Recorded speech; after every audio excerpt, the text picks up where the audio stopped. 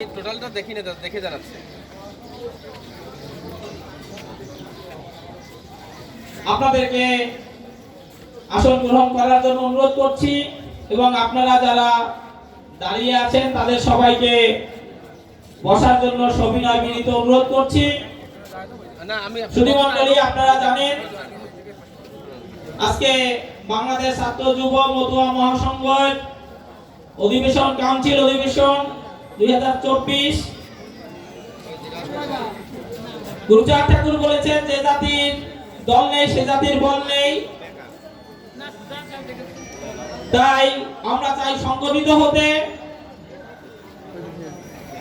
তাই আসুন আমরা সবাই ছাত্র যুব মতুয়া ছাত্র যুব মহাসংঘের আমরা ঠাকুরের আদর্শ নিজে